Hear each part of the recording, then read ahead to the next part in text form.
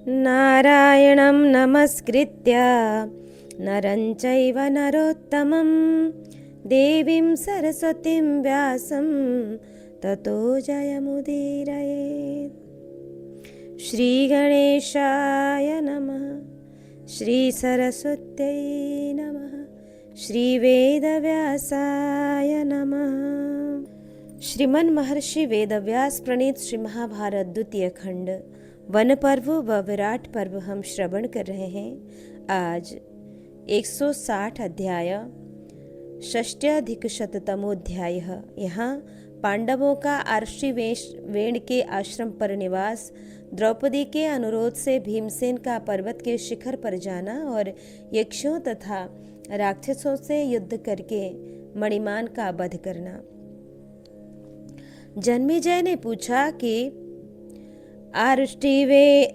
आर्ष्टिशेणाश्रमे तस्मिन् मम पूर्व पितामहा पाण्डवपुत्रा महात्मानः सर्वे दिव्य पराक्रमा। ब्राह्मण गंधमादन पर्वत पर आर्षिशेण के आश्रम में मेरे समस्त पूर्व पितामह दिव्य पराक्रमी महामना पांडव कितने समय तक रहे। वे सभी महान पराक्रमी और अत्यंत बल पौरुष से संपन्न थे। वहां रहकर उन्होंने क्या किया?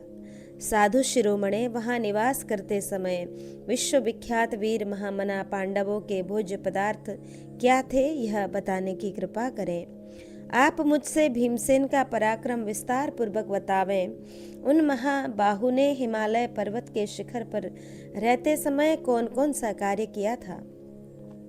द्विजश्रेष्ठ, उनका यक्षों के साथ फिर कोई युद्ध हुआ या नहीं? क्या कुबेर के साथ कभी उनकी भेंट हुई थी? क्योंकि आर्ष्णिशेण ने जैसा बताया था उनके अनुसार वहां कुबेर अवश्य आते रहे होंगे। तपोधन, मैं यह सब विस्तार के साथ सुनना चाहता हूँ, क्योंकि पांडवों का चरित्र सुनने से मुझे तृप्ति नहीं होती। वैशंपायन जी ने कहा, राजन, अप्रतिम तेजस्वी आर्ष्णिशेण का यह अपने लिए हितकर वचन सुनकर भरत कुलभूषण पांडवों ने सदा उनके आदेश का उसी प्रकार पालन किया। वे हिमालय के शिखर पर निवास करते हुए मुनियों के खाने योग्य सरस फलों का और नाना प्रकार के पवित्र बिना हिंसा के प्राप्त मधु का भी भोजन करते थे। और इस प्रकार भरतश्रेष्ठ पांडव वहाँ निवास करते थे। वहाँ निवास करते हुए उनका 5वां वर्ष बीत गया। उन दिनों वे लोमश जी की कही हुई नाना प्रकार की कथाएं सुना करते थे। राजन, घटोत्कच यह कहकर कि मैं आवश्यकता के समय स्वयं उपस्थित हो जाऊंगा, सब राक्षसों के साथ पहले ही चला गया था। आर्ष्णिशेण के आश्रम में रहकर अत्यंत अद्भुत दृश्यों का अवलोकन करते हुए महामना पांडवों के अनेक मास व्यतीत हो गए। वहां रहकर क्रीड़ा विहार करते हुए उन पांडवों से महाभाग मुनि और चारण बहुत प्रसन्न थे। उनका अंतःकरण शुद्ध था और वे संयम नियम के साथ उत्तम व्रत का पालन करने वाले थे। एक दिन वे सभी पांडवों से मिलने के लिए आए। भरत श्रोमणे पांडवों ने उनके साथ दिव्य चर्चाएं की। तदंतर कुछ दिनों के बाद एक महान जलाशय में निवास करने वाले महानाग रिद्धिमान को गरुड़ ने सहसा झपटा मारकर पकड़ लिया। उस समय वह महान पर्वत हिलने लगा। बड़े बड़े वृक्ष मिट्टी में मिल गए। वहां के समस्त प्राणियों तथा पांडवों ने उस अद्भुत घटना को प्रत्यक्ष देखा। तत्पश्चात उस उत्तम पर्वत के शिखर से पांडवों की ओर हवा का एक झोंका आया, जिसने वहां सब प्रकार के सुगंधित पुष्पों की बनी हुई बहुत सी सुंदर मालाएं लाकर बिखेर दी। पांडवों ने अपने सुहृदों के साथ जाकर उन मालाओं में गुथे हुए दिव्य पुष्प देखे, जो 5 रंग के थे। यशस्विनी द्रौपदी ने भी उन फूलों को देखा। पांडवों ने अपने सुहृदों के साथ जाकर उन मालाओं में गुथे हुए दिव्य पुष्प देखे, जो 5 रंग के थे। यशस्विनी द्रौपदी ने भी उन फूलों को देखा। तदंतर उसने समय पाकर पर्वत के एकांत प्रदेश में सुखपूर्वक बैठे हुए महाबाहु भीमसेन से कहा, भरत श्रेष्ठ, गरुड़ के पंख से उठी हुई वायु के वेग से उस दिन उस महान पर्वत से जो 5 रंग के फूल अश्वत्था नदी के तट पर गिराए गए थे, उन्हें सब प्राणियों ने प्रत्यक्ष देखा, मुझे याद है। खांडव वन में तुम्हारे महामना भाई सत्य प्रतिज्ञ अर्जुन ने गंधर्वों, नागों, राक्षसों तथा देवराज इंद्र को भी युद्ध में आगे बढ़ने से रोक दिया था। बहुत से भयंकर मायावी राक्षस उनके हाथों मारे गए और उन्होंने गांडीव नामक धनुष भी प्राप्त कर लिया। आर्यपुत्र, तुम्हारा पराक्रम भी इंद्र के ही समान है। तुम्हारा तेज और बाहुबल भी महान है, वह दूसरों के लिए दुस्सह एवं दुर्धर्ष है। भीमसेन, मैं चाहती हूँ कि तुम्हारे बाहुबल के वेग से थर्रा कर संपूर्ण राक्षस इस पर्वत को छोड़ दें और 10 दिशाओं की शरण लें। तत्पश्चात विचित्र मालाधारी एवं शिव स्वरूप इस उत्तम शैल शिखर को तुम्हारे सब सुहृद भय और मोह से रहित होकर देखें। भीम, दीर्घ काल से मैं अपने मन में यही सोचती रही हूँ कि मैं तुम्हारे बाहुबल से सुरक्षित हो इस शैल शिखर का दर्शन करना चाहती हूँ। द्रौपदी की यह बात सुनकर परंतप महाबाहु भीमसेन ने इसे अपने ऊपर आक्षेप हुआ सा समझा। जैसे अच्छा बैल अपने ऊपर चाबुक की मार नहीं सह सकता, उसी प्रकार यह आक्षेप उनसे नहीं सहा गया।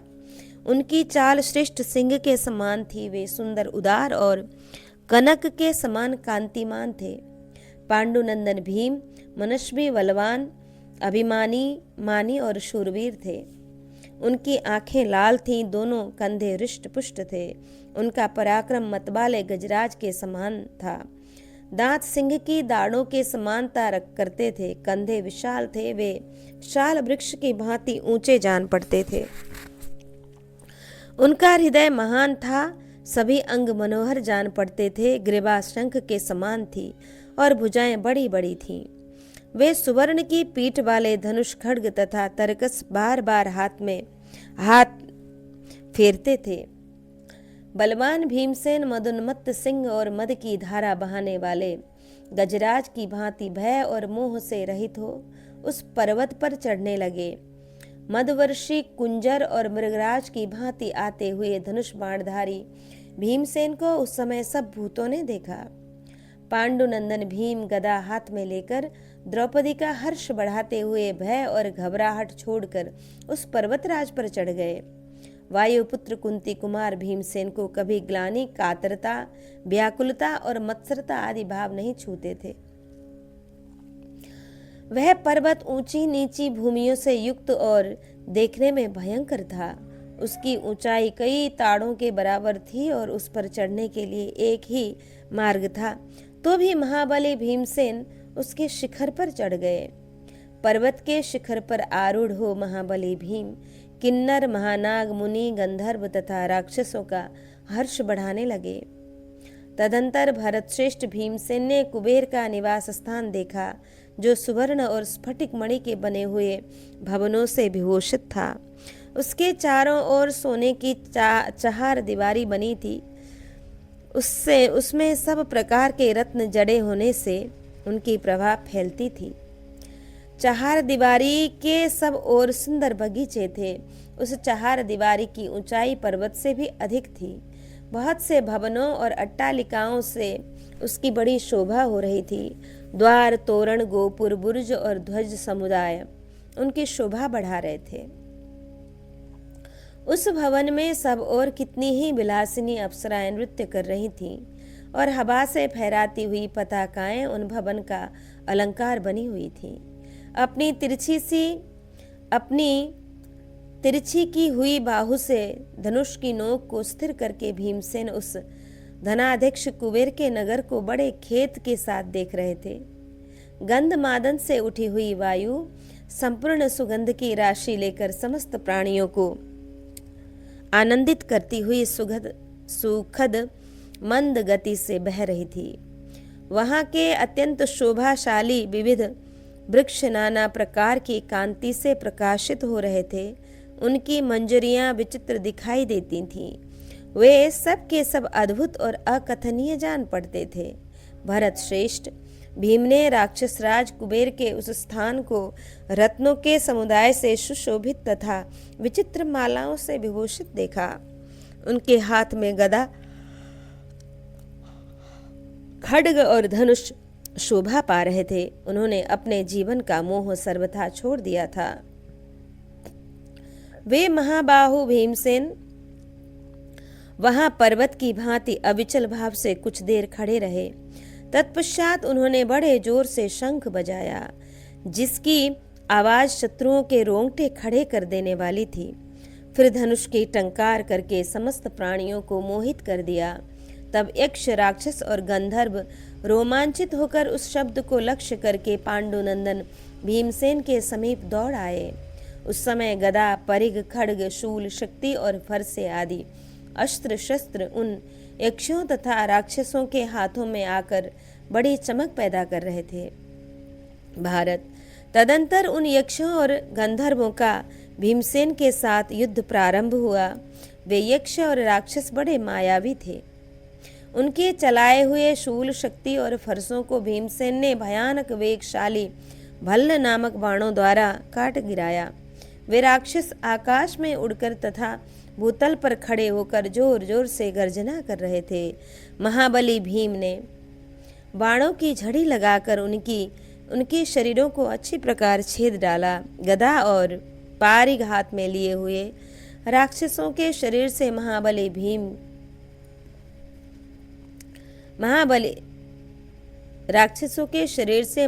भीम पर खून की बड़ी भारी वर्षा होने लगी तथा चारों ओर राक्षसों के शरीर से रक्त की कितनी ही धाराएं बह चली। भीम के बाहुबल से छूटे हुए अस्त्र शस्त्रों द्वारा यक्षों तथा राक्षसों के शरीर और सिर कटे दिखाई दे रहे थे। जैसे बादल सूर्य को ढक लेते हैं, उसी प्रकार प्रियदर्शन पांडुपुत्र भीम को राक्षस ढक लेते हैं। यह सब प्राणियों ने प्रत्यक्ष देखा। तब सत्य पराक्रमी बलवान महाबाहु भीमसेन ने अपने शत्रु नाशक बाणों द्वारा समस्त शत्रुओं को उसी प्रकार ढक लिया जैसे सूर्य अपनी किरणों से संसार को ढक लेते हैं। सब ओर से गर्जन तर्जन करते हुए तथा बड़ी भयानक आवाज से चिंगाड़ते हुए सब राक्षसों ने भीमसेन के चित्त में तनिक भी घबराहट नहीं देखी। जिनके सारे अंग विकृत एवं विकराल थे, वे यक्ष भीमसेन के भय से पीड़ित हो अपने अपने बड़े बड़े आयुधों को इधर उधर फेंक कर भयंकर आर्तनाद करने लगे थे।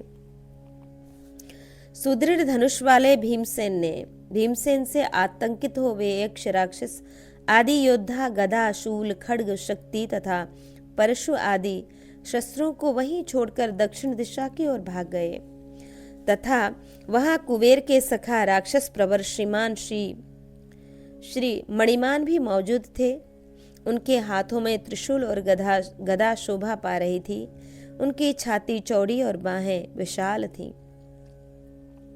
उन महाबली वीर ने वहां अपने अधिकार और पौरुष दोनों को प्रकट किया। उस समय अपने सैनिकों को रण से विमुख होते देख वे मुस्कुराते हुए उनसे बोले, अरे तुम बहुत बड़ी संख्या में होकर भी आज एक मनुष्य द्वारा युद्ध में पराजित हो गए। कुबेर भवन में धनाध्यक्ष के पास जाकर क्या कहोगे? ऐसा कहकर राक्षस मणिमान ने उन सबको लौटाया और हाथ में शक्ति, शूल तथा गदा लेकर भीमसेन पर धावा किया।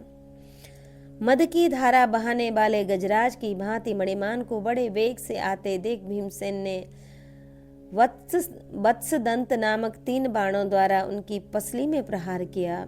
यह देख महाबली मणिमान भी रोष से आग बबूला हो उठे और बहुत बड़ी गदा लेकर उन्होंने भीमसेन पर चलाई। वह विशाल एवं महाभयानक गदा आकाश में विद्युत की भांति चमक उठी। यह देख भीमसेन ने पत्थर पर रगड़कर तेज किए हुए बहुत से बाणों द्वारा उस पर आघात किया, परंतु वे सभी बाण मणिमान की गदा से कटकर नष्ट हो गए। यद्यपि वे बड़े वेग से छूटे थे, तथापि गदा चलाने के अभ्यासी मणिमान गदा के वेग को न सह सके। भयंकर पराक्रमी महाबली भीमसेन महायुद्ध की कला को जानते थे, अतः उन्होंने शत्रु के उस प्रहार को व्यर्थ कर दिया। तदंतर बुद्धिमान राक्षस ने उसी समय स्वर्णमय दंड से विभूषित एवं लोहे की बनी हुई बड़ी भयानक शक्ति का प्रहार किया। यह अग्नि की ज्वाला के समान अत्यंत भयंकर शक्ति भयानक गड़गड़ाहट के साथ भीम की दाहिनी भुजा को छेद कर सहसा पृथ्वी पर गिर पड़े।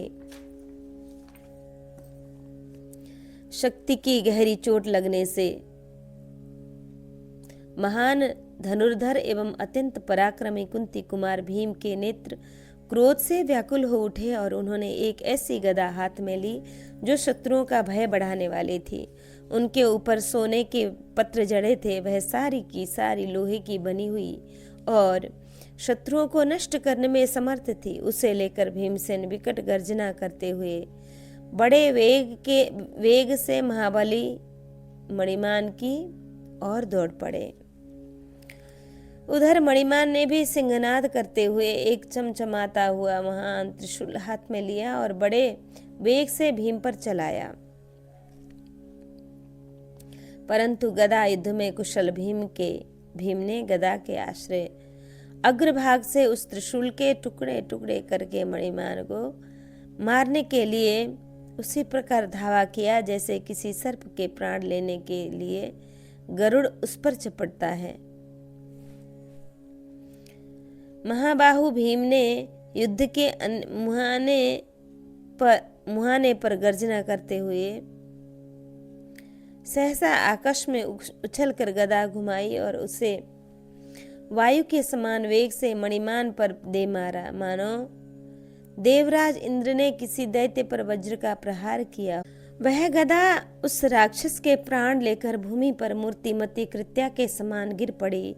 भीमसेन के द्वारा मारे गए उस भयानक शक्तिशाली राक्षस को सब प्राणियों ने प्रत्यक्ष देखा, मानो सिंह ने किसी सांड को मार गिराया हो।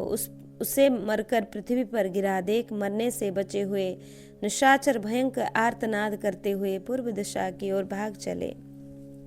वैशंपायन जी कहते हैं, जन्मेजय, उस समय उस पर्वत की गुफा नाना प्रकार के शब्दों से प्रतिध्वनित हो रही थी। वह प्रतिध्वनि सुनकर अजात शत्रु कुंती कुमार युधिष्ठिर, दोनों माद्रीपुत्र नकुल, सहदेव, पुरोहित धौम्य, द्रौपदी और समस्त ब्राह्मण तथा सूर्य, ये सभी भीमसेन को न देखने के कारण बहुत उदास हो गए थे।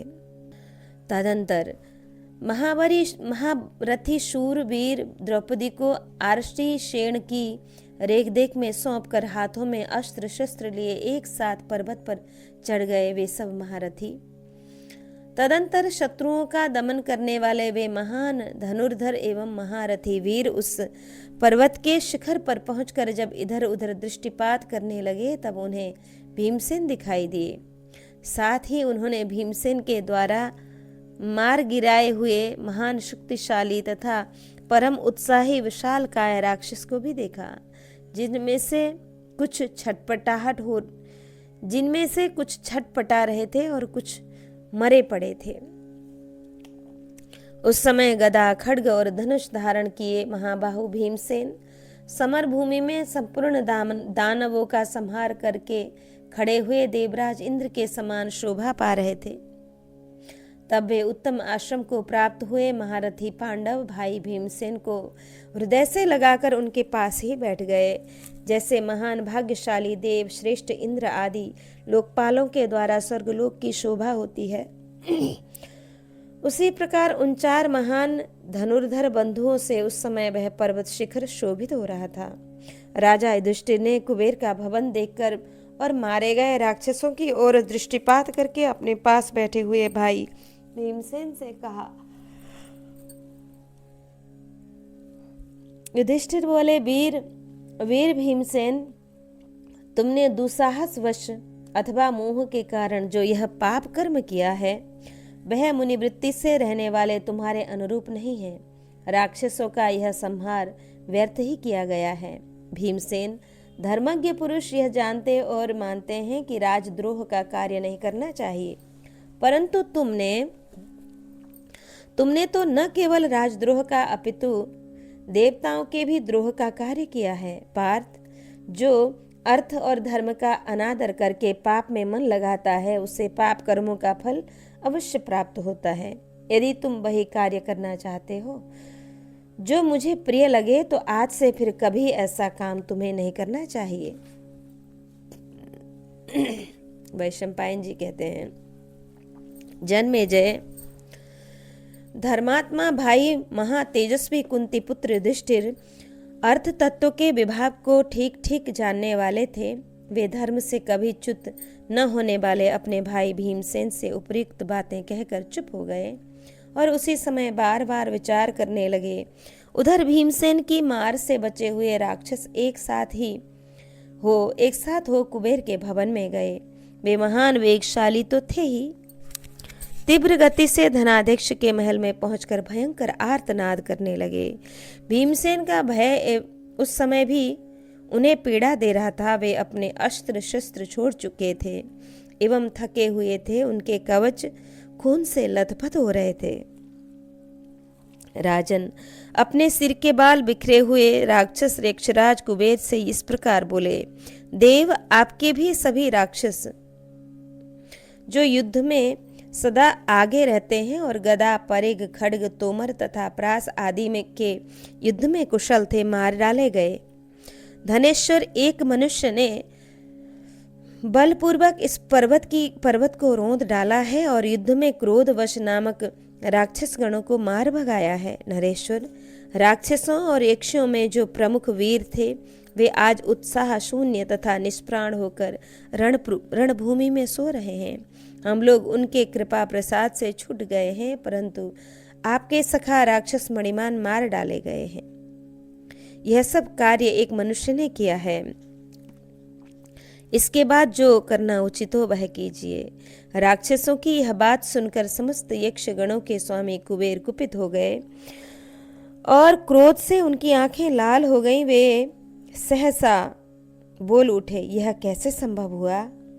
भीम ने यह दूसरा अपराध किया है। यह सुनकर धनाध्यक्ष यक्षराज के क्रोध की सीमा न रही। उन्होंने तुरंत आज्ञा दी, रथ जोत कर ले आओ। फिर तो सेवकों ने सुनहरे बादलों की घटाओं के सदृश विशाल पर्वत शिखर के समान ऊंचा रथ जोत कर तैयार किया। उसमें सुवर्ण मालाओं से विभूषित गंधर्व देशीय घोड़े जुते हुए थे। वे सर्वगुण संपन्न, उत्तम, अश्व तेजस्वी, बलवान और अशोचित गुणों से युक्त थे। उनकी आंखें निर्मल थीं और उन्हें नाना प्रकार के रत्नमय आभूषण पहनाए गए थे। रथों में जुते हुए वो शोभाशाली अश्व शीघ्रगामी थे। उन्हें देखकर ऐसा जान पड़ता था मानो वे अभी सब कुछ लांघ जाएंगे। उन अश्वों के हिनहिनाहट की आवाज विजय की सूचना देने वाली थी। उनमें से प्रत्येक अश्व स्वयं हिनहिनाकर दूसरे को भी इसके लिए प्रेरणा देता था। उस विशाल रथ पर आरूढ़ हो महातेजस्वी राजाधिराज भगवान कुबेर देवताओं और गंधर्वों के मुख से अपनी स्तुति सुनते हुए चले। धनाध्यक्ष महामना कुबेर के प्रस्थान करने पर समस्त यक्ष भी उनके साथ चले। उन सबके नेत्र लाल थे, शरीर की कांति सुवर्ण की सी थी और वे सभी महाकाय और महाबली थे। वे सब तलवार बांधे अस्त्र शस्त्रों से सुसज्जित थे। उनकी संख्या 1000 से कम नहीं थी। वे महान वेगशाली यक्ष आकाश में उड़ते हुए गंधमादन पर्वत पर आए, मानो समूचे आकाश मंडल को खींच ले रहे हों। धनाध्यक्ष कुबेर के द्वारा पालित घोड़ों से उस महासमुदाय को तथा यक्ष राक्षसों से घिरे हुए प्रियदर्शन महामना कुबेर को भी पांडवों ने देखा। देखकर उनके अंगों में रोमांच हो आया। इधर कुबेर भी धनुष और तलवार लिए शक्तिशाली महारथी पांडुपुत्रों को देखकर बड़े प्रसन्न हुए। कुबेर देवताओं का कार्य सिद्ध करना चाहते थे, इसलिए मन ही मन पांडवों से बहुत संतुष्ट हुए। वे कुबेर आदि तीव्र वेगशाली यक्ष राक्षस पक्षी की तरह उड़कर गंधमादन पर्वत के शिखर पर आए हुए पांडवों के समीप खड़े हो गए। जन्मेजय, पांडवों के प्रति कुबेर का मन प्रसन्न देखकर यक्ष और गंधर्व निर्विकार भाव से खड़े रहे। धर्मज्ञ धर्मपुत्र युधिष्ठिर, नकुल और सहदेव, ये महारथी महामना पांडव भगवान कुबेर को प्रणाम करके अपने को अपराधी सा मानते हुए उन्हें सब ओर से घेर कर हाथ जोड़कर खड़े हो गए। धनाध्यक्ष कुबेर विश्वकर्मा के बनाए हुए सुंदर एवं श्रेष्ठ विमान पर विराजमान थे। वह विमान विचित्र निर्माण कौशल की पराकाष्ठा था। विमान पर बैठे हुए कुबेर के पास कील जैसी कान वाले तीव्र वेगशाली विशालकाय सहस्त्रों यक्ष राक्षस भी बैठे थे। जैसे देवता इंद्र को घेर कर खड़े होते हैं, उसी प्रकार सैकड़ों गंधर्व और अप्सराओं के गण कुबेर को सब ओर से घेर कर खड़े थे। अपने मस्तक पर सुवर्ण की सुंदर माला धारण किए और हाथ में खड्ग, पाश तथा धनुष लिए भीमसेन धनाध्यक्ष कुबेर की ओर देख रहे थे। भीमसेन को राक्षसों ने बहुत घायल कर दिया था। उस अवस्था में भी कुबेर को देखकर उनके मन में तनिक भी ग्लानि नहीं होती थी। भीमसेन हाथों में तीखे बाण लिए उस समय भी युद्ध के लिए तैयार खड़े थे। यह देख नरवाहन कुबेर ने धर्मराज युधिष्ठिर से कहा कि कुंती नंदन, तुम सदा प्राणियों के हित में तत्पर रहते हो, यह बात सब प्राणी जानते हैं। अतः तुम अपने भाइयों के साथ इस शैल शिखर पर निर्भय होकर रहो। पांडुनंदन, तुम्हें भीमसेन पर क्रोध नहीं करना चाहिए। ये यक्ष और राक्षस काल के द्वारा पहले ही मारे गए थे। तुम्हारे भाई तो उसमें निमित्त मात्र हुए हैं। भीमसेन ने जो यह दुस्साहस कार्य किया है, इसके लिए तुम्हें लज्जित नहीं होना चाहिए, क्योंकि यक्ष तथा राक्षसों का यह विनाश देवताओं को पहले ही प्रत्यक्ष हो चुका था। भरत श्रेष्ठ, भीमसेन पर मेरा क्रोध नहीं है, मैं इन पर प्रसन्न हूँ। भीमसेन ने के कार्य से मुझे पहले भी प्रसन्नता प्राप्त हो चुकी है। वैशंपायन जी कहते हैं, जन्मेजय, राजा युधिष्ठिर से ऐसा कहकर कुबेर ने भीमसेन से कहा, तात, कुरुश्रेष्ठ भीम, तुमने द्रौपदी के लिए जो यह साहसपूर्ण कार्य किया है, इसके लिए मेरे मन में कोई विचार नहीं है। तुमने मेरी तथा देवताओं की अवहेलना करके अपने बाहुबल के भरोसे यक्षों तथा राक्षसों का विनाश किया है, इससे तुम पर मैं बहुत प्रसन्न हूँ। वृकोदर, आज मैं एक भयंकर शाप से छूट गया हूँ। पूर्व काल की बात है, महर्षि अगस्त ने किसी अपराध पर कुपित हो मुझे शाप दे दिया था। उसका तुम्हारे द्वारा निराकरण हुआ। पांडव नंदन, मुझे पूर्व काल से ही यह दुख खेद देखना पड़ा था। इसमें तुम्हारा किसी तरह का भी कोई अपराध नहीं है। युधिष्ठिर ने पूछा, भगवान, महात्मा अगस्त ने आपको कैसे शाप दिया था? देव, आपको शाप मिलने का कारण क्या है, यह मैं सुनना चाहता हूँ। इससे मुझे इस बात के लिए बड़ा आश्चर्य होता है कि उन बुद्धिमान महर्षि के क्रोध से आप उसी समय अपने सेवकों और सैनिकों सहित जलकर भस्म क्यों नहीं हो गए? कुबेर बोले कि नरेश्वर, प्राचीन काल में कुशवती में देवताओं की मंत्रणा सभा बैठी थी, उसमें मुझे भी बुलाया गया था। मैं 300 महापद्य यक्षों के साथ वहां गया। वे भयानक यक्ष नाना प्रकार के अस्त्र शस्त्र लिए हुए थे। रास्ते में मुझे मुनिश्रेष्ठ अगस्त्य जी दिखाई दिए, जो यमुना के तट पर कठोर तपस्या कर रहे थे। वह प्रदेश भांति भांति के पक्षियों से व्याप्त और विकसित वृक्षावलियों से सुशोभित था। महर्षि अगस्त्य अपनी दोनों बाहें ऊपर उठाए सूर्य की ओर मुंह करके खड़े थे। वे तेजो राशि महात्मा प्रज्वलित अग्नि के समान उद्दीप्त हो रहे थे। राजन, उन्हें देखकर ही मेरे एक मित्र राक्षस राज श्री मणिमान ने मूर्खता, अज्ञान, अभिमान एवं मोह के कारण आकाश से उन महर्षि के मस्तक पर थूक दिया। तब वे क्रोध से मानो सारी दिशाओं को दग्ध करते हुए मुझसे इस प्रकार बोले कि धनेश्वर, तुम्हारे इस दुष्टात्मा सखा ने मेरी अवहेलना करके तुम्हारे देखते देखते जो मेरा इस प्रकार तिरस्कार किया है, उसके फल स्वरूप इन समस्त सैनिकों के साथ यह एक मनुष्य के हाथ से मारा जाएगा। तुम्हारी बुद्धि खोटी हो गई है। अतः इन सब सैनिकों के मारे जाने पर इनके लिए दुख उठाने के पश्चात तुम फिर उसी मनुष्य का दर्शन करके मेरे शाप एवं पाप से छुटकारा पा जाओगे। इस सैनिकों में से जो तुम्हारी आज्ञा का पालन करेगा, वह पुत्र पौत्र तथा सेना पर लागू होने वाले इस भयंकर शाप के प्रभाव से अलग होगा। महाराज युधिष्ठिर, पूर्व काल में उन मुनि श्रेष्ठ अगस्त्य से यही शाप मुझे प्राप्त हुआ था, जिससे तुम्हारे भाई भीमसेन ने छुटकारा दिलाया है। कुबेर बोले, युधिष्ठिर, धैर्य, दक्षता, देश काल और पराक्रम, ये 5 लौकिक कार्यों की सिद्धि के हेतु हैं। भारत सत्ययुग में सब मनुष्य धैर्यवान, अपने अपने कार्य कुशल तथा पराक्रम विधि से ज्ञाता थे। क्षत्रिय श्रेष्ठ जो क्षत्रिय धैर्यवान, देश काल को समझने वाला तथा संपूर्ण धर्मों के विधान का ज्ञाता है, वह दीर्घ काल तक इस पृथ्वी का शासन कर सकता है। वीर पार्थ, जो पुरुष इसी प्रकार सब कर्मों में प्रवृत्त होता है, वह लोक में सुयश और परलोक में उत्तम गति पाता है।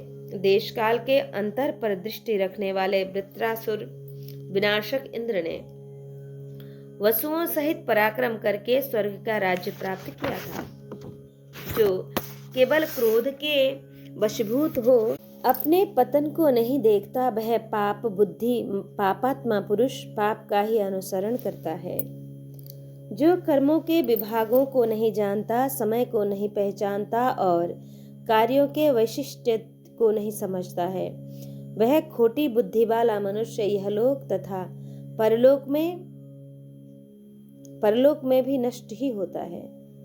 साहस के कार्यों में लगे हुए ठग एवं दुरात्मा पुरुषों के उत्तम कर्मों का अनुष्ठान इस लोक और परलोक में भी व्यर्थ नष्ट प्राय ही है। सब प्रकार की सांसारिक सामर्थ्य के इच्छुक ये भीमसेन धर्म को नहीं जानते। इन्हें अपने बल का बड़ा अभिमान है। इनकी बुद्धि अभी बालकों की सी है तथा ये अत्यंत क्रोधी और निर्भय हैं। अतः तुम इन्हें उपदेश देकर काबू में रखो।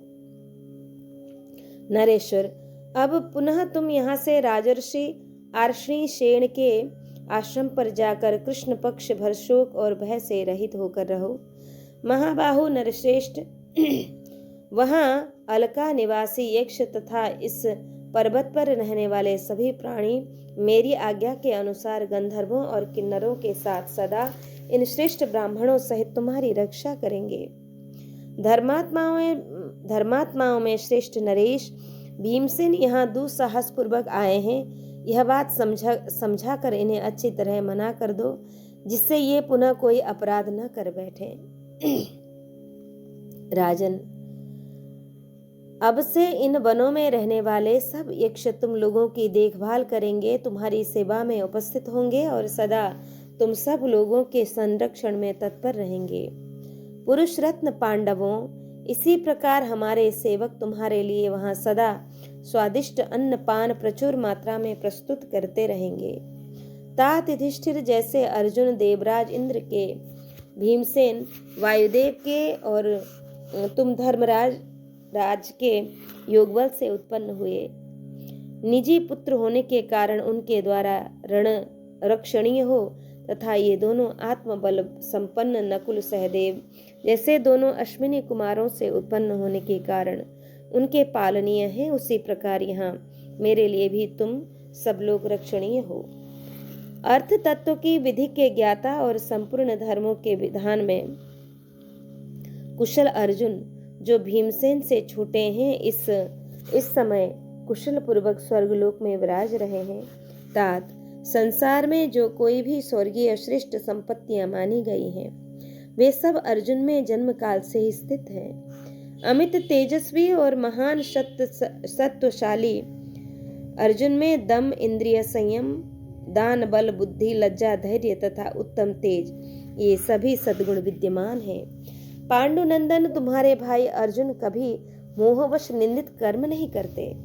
मनुष्य आपस में कभी अर्जुन के मिथ्या भाषण की चर्चा नहीं करते। भारत, कुरुकुल की कीर्ति बढ़ाने वाले अर्जुन इंद्र भवन में देवताओं, पितरों तथा गंधर्वों से सम्मानित हो अस्त्र विद्या का अभ्यास करते हैं।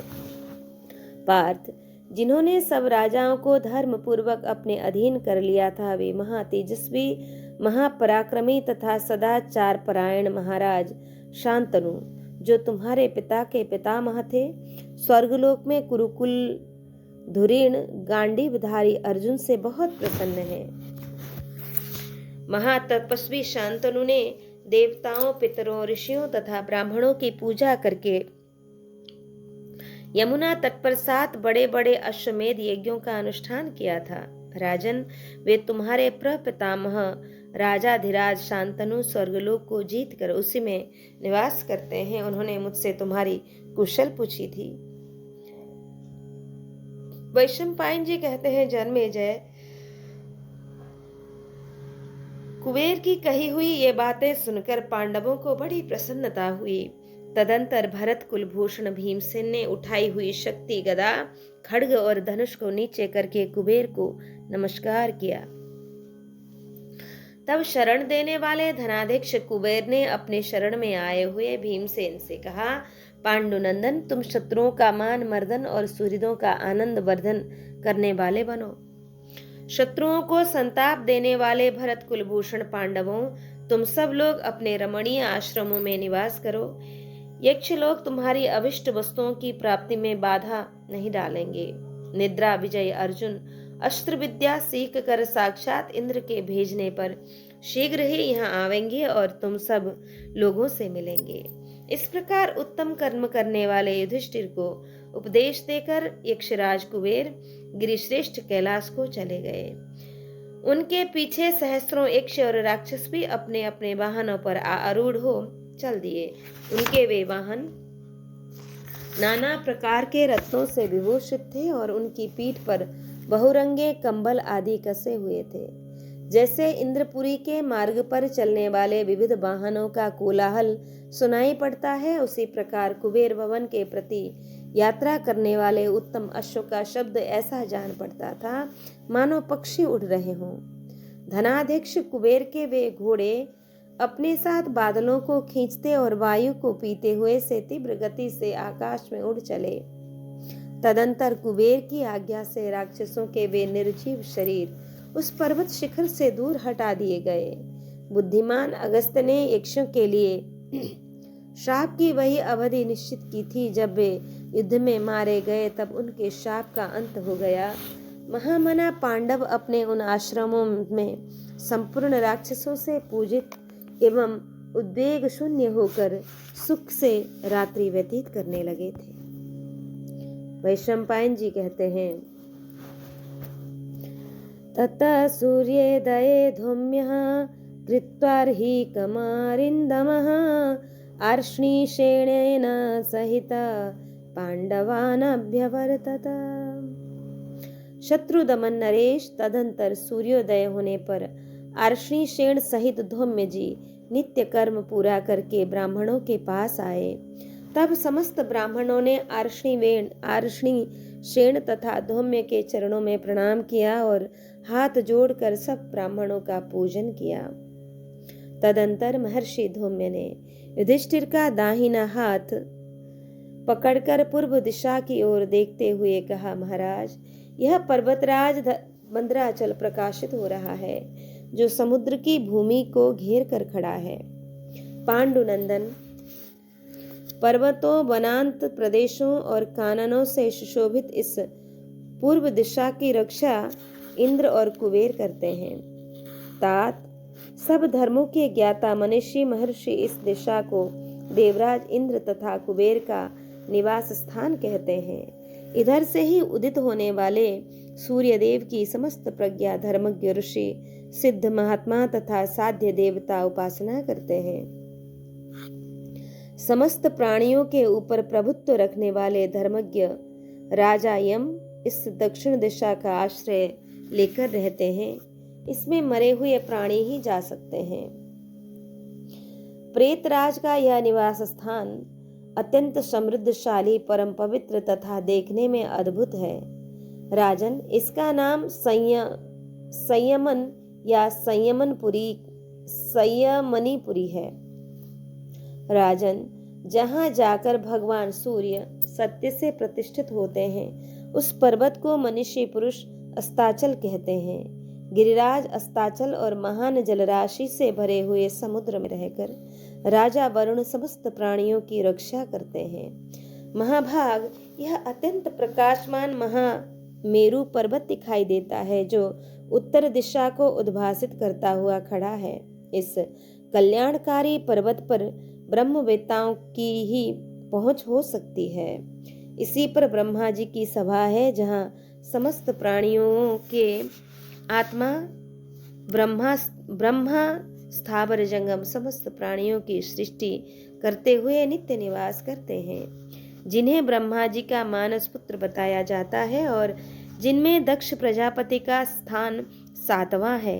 उन समस्त प्रजापतियों का भी यह महामेरु पर्वत ही रोग शोक से रहित सुखद स्थान है। तात, वशिष्ठ आदि 7 देवर्षि इन्हीं प्रजापति में लीन होते और पुनः इन्हीं से प्रकट होते हैं। युधिष्ठिर, मेरु का वह उत्तम शिखर देखो जो रजोगुण रहित प्रदेश है, वहां अपने आप में तृप्त रहने वाले देवताओं के साथ पितामह ब्रह्मा निवास करते हैं, जो समस्त प्राणियों की पंचभूतमयी प्रकृति के अक्षय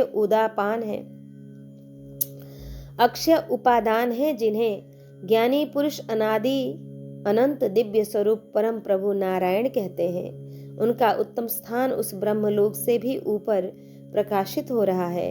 देवता भी उन सर्व तेजों में शुभ स्वरूप भगवान का सहज ही दर्शन नहीं कर पाते। राजन, परमात्मा विष्णु का वह स्थान सूर्य और अग्नि से भी अधिक तेजस्वी है और अपने ही प्रभा से प्रकाशित होता है। देवताओं और दानवों के लिए उसका दर्शन अत्यंत कठिन है। तात, पूर्व दिशा में मेरु पर ही भगवान नारायण का स्थान सुशोभित हो रहा है, जहाँ संपूर्ण भूतों के स्वामी तथा सबके उपादान कारण स्वयंभू भगवान विष्णु अपने उत्कृष्ट तेज से संपूर्ण भूतों को प्रकाशित करते हुए विराजमान होते हैं। वहाँ यत्नशील ज्ञानी महात्माओं की ही पहुंच हो सकती है। उस नारायण धाम में महर्षियों की भी गति नहीं है, फिर महर्षि तो वहां जा ही कैसे सकते हैं। ब्रह्मर्षियों की भी गति नहीं है, फिर महर्षि तो वहां जा ही कैसे सकते हैं। पांडुनंदन, संपूर्ण ज्योतिर्मय पदार्थ भगवान के निकट जाकर अपना तेज खो बैठते हैं, उनमें पूर्ववत प्रकाश नहीं रह जाता। साक्षात अचिंत्य स्वरूप भगवान विष्णु ही वहां विराजमान होते हैं। यत्नशील महात्मा भक्ति के प्रभाव से वहां भगवान नारायण को प्राप्त होते हैं। भारत, जो उत्तम तपस्या से युक्त हैं और पुण्य कर्मों के अनुष्ठान से पवित्र हो गए हैं, वे अज्ञान और मोह से रहित योग सिद्ध महात्मा उन नारायण धाम में जाकर फिर इस संसार में नहीं लौटते हैं, अपितु स्वयंभू एवं सनातन परमात्मा देव विष्णु में लीन हो जाते हैं। महाभाग युधिष्ठिर, यह परमेश्वर का नित्य अविनाशी और अभिकारी स्थान है। तुम यहीं से इसको प्रणाम करो। कुरुनंदन, सूर्य और चंद्रमा प्रतिदिन इस निश्चल मेरुगिरी की प्रदक्षिणा करते रहते हैं। पाप शून्य महाराज, संपूर्ण नक्षत्र भी गिरिराज मेरु की सर्वतोभावे न परिक्रमा करते हैं। अंधकार का निवारण करना ही जिनका मुख्य कर्म है, वे भगवान सूर्य भी संपूर्ण ज्योतियों को अपनी ओर खींचते हुए इस मेरुगिरी की प्रदक्षिणा करते हैं। तदंतर अस्ताचल को पहुंचकर संध्या काल की सीमा को लांघकर ये भगवान सूर्य उत्तर दिशा का आश्रय लेते हैं। पांडुनंदन, मेरु पर्वत का अनुसरण करके उत्तर दिशा की सीमा तक पहुंचकर ये समस्त प्राणियों के हित में तत्पर रहने वाले भगवान सूर्य पुनः पूर्वाभिमुख होकर चलते हैं। उसी प्रकार भगवान चंद्रमा भी नक्षत्रों के साथ मेरु पर्वत की परिक्रमा करते हैं और पर्व संधि के समय विभिन्न मासों का विभाग करते रहते हैं। इस तरह आलस्य रहित हो इस महामेरु का उल्लंघन करके समस्त प्राणियों का पोषण करते हुए वे पुनः मंदराचल को चले जाते हैं। उसी प्रकार अंधकार नाशक भगवान सूर्य अपनी किरणों से संपूर्ण जगत का पालन करते हुए इस बाधा रहित मार्ग पर सदा चक्कर लगाते रहते हैं। शीत की दृष्टि करने की इच्छा से ही सूर्यदेव दक्षिण दिशा का आश्रय लेते हैं, इसलिए समस्त प्राणियों पर शीतकाल का प्रभाव पड़ने लगता है। दक्षिणायन से निवृत्त होने पर वे भगवान सूर्य स्थावर जंगम सभी प्राणियों का तेज अपने तेज से हर लेते हैं। यही कारण है कि मनुष्य को पसीना, थकावट, आलस्य और ग्लानि का अनुभव होता है तथा प्राणी सदा निद्रा का ही बार बार सेवन करते हैं। इस प्रकार इस अंतरिक्ष मार्ग को आवृत करके समस्त प्रजा की पुष्टि करते हुए भगवान सूर्य पुनः वर्षा की सृष्टि करते हैं। महातेजस्वी सूर्यदेव वृष्टि, वायु और ताप द्वारा सुखपूर्वक चराचर जीवों की पुष्टि करते हुए पुनः अपने स्थान पर लौट आते हैं। कुंती नंदन, इस प्रकार ये भगवान सूर्य सावधान हो समस्त प्राणियों का आकर्षण और पोषण करते हुए विचरते और काल चक्र का संचालन करते हैं। युधिष्ठिर, यह सूर्य देव की निरंतर चलने वाली गति है। सूर्य कभी एक क्षण के लिए भी रुकते नहीं हैं। वे संपूर्ण भूतों के रसमय तेज को ग्रहण करके पुनः उसे वर्षा काल में बरसा देते हैं। भारत, ये भगवान सविता संपूर्ण भूतों की आयु और कर्म का विभाग करते हुए दिन रात, कला, काष्ठा आदि समय की निरंतर सृष्टि करते रहते हैं। वैशंपायन जी कहते हैं, तस्मिन्नगेन्द्रे वसतां तु तेषां महात्मना सद्व्रतमा स्थितानां रतिः प्रमोदश्च बभूव तेषामाकाङ्क्षतां दर्शनमर्जुनस्य। जन्मेजय, उस पर्वतराज गंधमादन पर उत्तम व्रत का आश्रय ले निवास करते हुए अर्जुन के दर्शन की इच्छा रखने वाले महामना पांडवों के मन में अत्यंत प्रेम और आनंद का प्रादुर्भाव हुआ। वे सब के सब बड़े पराक्रमी थे। उनकी कामनाएं अत्यंत विशुद्ध थीं। वे तेजस्वी तो थे ही, सत्य और धैर्य उनके प्रधान गुण थे। अतः बहुत से गंधर्व तथा महर्षिगण उनसे प्रेम पूर्वक मिलने जुलने के लिए आने लगे। वह श्रेष्ठ पर्वत विकसित वृक्षावलियों से विभूषित था। वहां पहुंच जाने से महारथी पांडवों के मन में बड़ी प्रसन्नता रहने लगी। ठीक उसी तरह जैसे मरुद गणों को स्वर्गलोक में पहुंचने पर प्रसन्नता होती है। उस महान पर्वत के शिखर मयूरों और हंसों के कलनाद से गूंजते रहते थे। वहां सब और सुंदर पुष्प व्याप्त हो रहे थे। उन मनोहर शिखरों को देखते हुए पांडव लोग बड़े हर्ष के साथ वहां रहने लगे। उस श्रेष्ठ शैल पर साक्षात भगवान कुबेर ने अनेक सुंदर सरोवर बनवाए थे, जो कमल समूह से आच्छादित रहते थे। उनके जल शैलाव आदि से ढके होते थे और उन सब में हंस, कारंडव आदि पक्षी सानंद निवास करते थे। पांडवों ने उन सरोवरों को देखा। धनाध्यक्ष कुबेर, राजा कुबेर के लिए जैसे होना चाहिए वैसे ही समृद्धशाली क्रीड़ा प्रदेश वहां बने हुए थे। विचित्र मालाओं से समावृत होने के कारण उनकी शोभा बहुत बढ़ गई थी। उनको मणि तथा रत्नों से अलंकृत किया गया था, जिससे वे क्रीड़ा स्थल मन को मोहे लेते थे।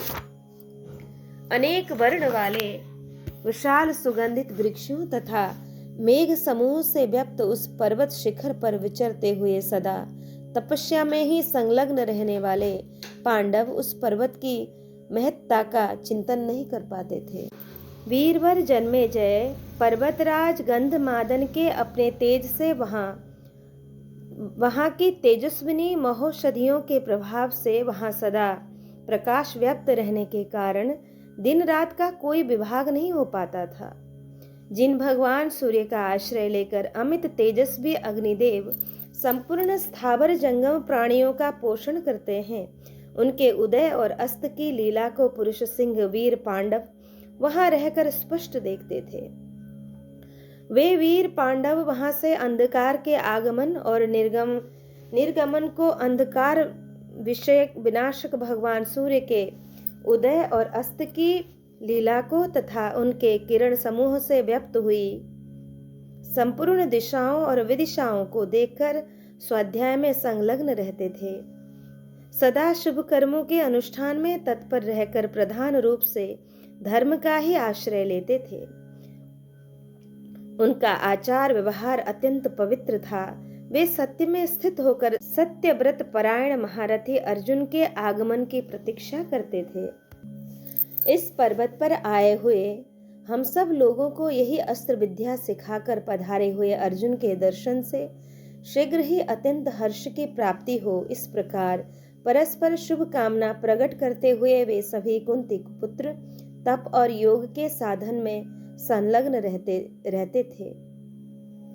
उस पर्वत पर विचित्र वन कुंजों की शोभा देखते और निरंतर अर्जुन का चिंतन करते हुए पांडवों को एक दिन रात का समय 1 वर्ष के समान प्रतीत होता था।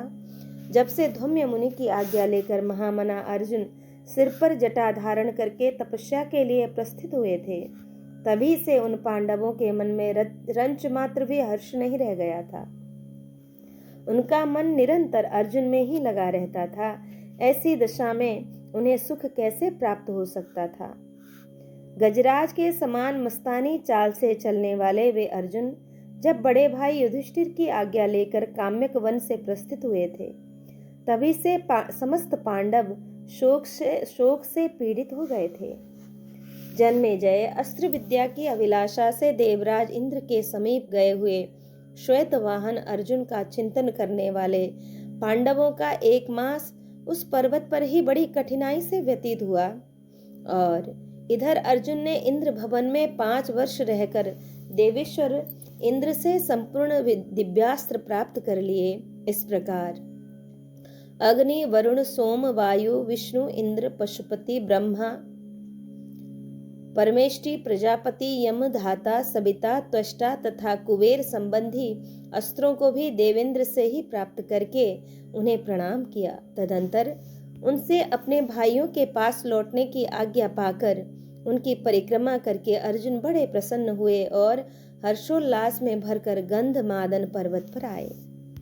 वैशंपायन जी कहते हैं, ततः कदाचिद्धरि संप्रयुक्तम महेंद्रवाहं सह सोपयातम विद्युत प्रभं प्रेक्ष्य महारथानां हर्षोर्जुनं चिंतयतां बभूव। जन्मेजय तदंतर किसी समय हरे रंग के घोड़ों से जुता हुआ देवराज इंद्र का रथ सहसा आकाश में प्रकट हुआ, मानो बिजली चमक उठी हो। उसे देखकर अर्जुन चिंतित रहते हुए महारथी पांडवों को बड़ा हर्ष हुआ। उस रथ का संचालन मातली कर रहे थे। वह दीप्तिमान रथ सहसा अंतरिक्ष लोक को प्रकाशित करता हुआ इस प्रकार सुशोभित होने लगा, मानो बादलों के भीतर बड़ी भारी उल्का प्रकट हो अथवा अग्नि की धूम रहित ज्वाला प्रज्वलित हो उठी हो। उस दिव्य रथ पर बैठे हुए किरीटधारी अर्जुन स्पष्ट दिखाई देने लगे। उनके कंठ में दिव्यहार शोभा पा रहा था और उन्होंने स्वर्गलोक के नूतन आभूषण धारण कर रखे थे। उस समय धनंजय का प्रभाव वज्रधारी इंद्र के समान जान पड़ता था। वे अपनी दिव्य कांति से प्रकाशित होते हुए गंधमादन पर्वत पर आ पहुंचे। पर्वत पर पहुंचकर बुद्धिमान किरीटधारी अर्जुन ने देवराज इंद्र के उस दिव्य रथ से उतर पड़े और उस समय सबसे पहले उन्होंने महर्षि धौम्य के दोनों चरणों में मस्तक झुकाया। तदंतर अजात शत्रु युधिष्ठिर तथा भीमसेन के चरणों में प्रणाम किया। इसके बाद नकुल और सहदेव ने आकर अर्जुन को प्रणाम किया। तत्पश्चात द्रौपदी से मिलकर अर्जुन ने उसे बहुत आश्वासन दिया और अपने भाई युधिष्ठिर के समीप आकर वे विनीत भाव से खड़े हो गए। अप्रमेय वीर अर्जुन से मिलकर सब पांडवों को बड़ा हर्ष हुआ। अर्जुन भी उन सब से मिलकर बड़े प्रसन्न हुए तथा राजा युधिष्ठिर की भूरी भूरी प्रशंसा करने लगे। नमुची नाशक इंद्र ने जिस पर बैठकर दैत्यों के साथ युद्धों का संहार किया था, उस इंद्र रथ के समीप जाकर उदार हृदय वाले कुंती पुत्रों ने उसकी परिक्रमा की। साथ ही उन्होंने अत्यंत हर्ष में भरकर मातली का देवराज इंद्र के समान सर्वोत्तम विधि से सत्कार किया। इसके बाद उन पांडवों ने मातली से संपूर्ण देवताओं का यथावत कुशल समाचार पूछा। मातली ने भी पांडवों का अभिनंदन किया और जैसे पिता पुत्र को उपदेश देता है, उसी प्रकार पांडवों को कर्तव्य की शिक्षा देकर वे पुनः अपने अनुपम कांतिशाली रथों के द्वारा स्वर्गलोक के स्वामी इंद्र के पास चले गए। मातली के चले जाने पर इंद्र शत्रुओं का संहार करने वाले देवेंद्र कुमार नृपश्रेष्ठ महामना श्रीमान अर्जुन ने, जो साक्षात सहस्त्र लोचन इंद्र के समान प्रतीत होते थे, अपने शरीर से उतार कर इंद्र के दिए हुए बहुमूल्य उत्तम तथा सूर्य के समान देदीप्यमान दिव्य आभूषण अपनी प्रियतमा सुत सोम की माता द्रौपदी को समर्पित कर दिए। तदंतर उन कुरुश्रेष्ठ पांडवों तथा सूर्य और अग्नि के समान तेजस्वी महर्षियों के बीच में बैठकर अर्जुन ने अपना सब समाचार यथावत रूप से कह सुनाया। मैं अमुक प्रकार से इंद्र, वायु और साक्षात शिव से दिव्यास्त्रों की शिक्षा प्राप्त की है। मैंने मेरे शील स्वभाव तथा चित्त की एकाग्रता से इंद्र सहित संपूर्ण देवता मुझ पर प्रसन्न रहते थे। निर्दोष कर्म करने वाले अर्जुन ने अपने स्वर्गीय प्रवास का सब समाचार उन सबको संक्षेप में बताकर नकुल सहदेव के साथ निश्चिंत होकर उस आश्रम में शयन किया। वैशंपायन जी कहते हैं, ततो रजन्याभिष्टायां धर्मराजं युधिष्ठिरं भ्रातृभिः सहित सर्वैरवन्दत धनंजय। कि जन्मेजय तदंतर रात बीतने पर प्रातः काल उठकर समस्त भाइयों सहित अर्जुन ने धर्मराज युधिष्ठिर को प्रणाम किया। इसी समय अंतरिक्ष में देवताओं के संपूर्ण वाद्यों की तुमुल ध्वनि गूंज उठी। भारत रथ के पहियों की घरघराहट, घंटानाद तथा सर्प, मृग एवं पक्षियों के कोलाहल सब और पृथक पृथक सुनाई दे रहे थे। पांडवों ने प्रसन्नता पूर्वक उस ध्वनि की ओर आंख उठाकर देखा तो उन्हें देवराज इंद्र दृष्टिगोचर हुए, जो संपूर्ण मरुदगण आदि देवताओं के साथ आकाश मार्ग से आ रहे थे। गंधर्वों और अप्सराओं के समूह सूर्य के समान तेजस्वी विमानों द्वारा शत्रुदमन देवराज को चारों ओर से घेर कर उन्हीं के पथ का अनुसरण कर रहे थे। थोड़ी ही देर में हरे रंग के घोड़ों से जुते हुए मेघ गर्जना के समान गंभीर घोष करने वाले जाम्बूनद नामक सुवर्ण से अलंकृत रथ पर आरूढ़ देवराज इंद्र पांडवों के पास आ पहुंचे। उस समय वे अपनी उत्कृष्ट प्रभा से अत्यंत उद्भासित हो रहे थे। निकट आने पर सहस्त्र लोचन इंद्र रथ से उतरे और उन महामना देवराज को देखते ही भाइयों सहित श्रीमान धर्मराज युधिष्ठिर उनके पास गए। यज्ञों में प्रचुर दक्षिणा देने वाले युधिष्ठिर शास्त्र वर्णित पद्धति से अमित बुद्धि इंद्र का विधिवत स्वागत सत्कार किया। तेजस्वी अर्जुन भी इंद्र को प्रणाम करके उनके समीप सेवक की भांति विनीत भाव से खड़े हो गए। महा तेजस्वी कुंती पुत्र युधिष्ठिर अर्जुन को देवराज के समीप विनीत भाव से स्थित देख बड़े प्रसन्न हुए। अर्जुन के सिर पर जटा बंध गई थी और देवराज के आदेश के अनुसार तपस्या में लगे रहते थे, अतः सर्वथा निष्पाप हो गए थे। अर्जुन को देखने से उन्हें महान हर्ष प्राप्त हुआ।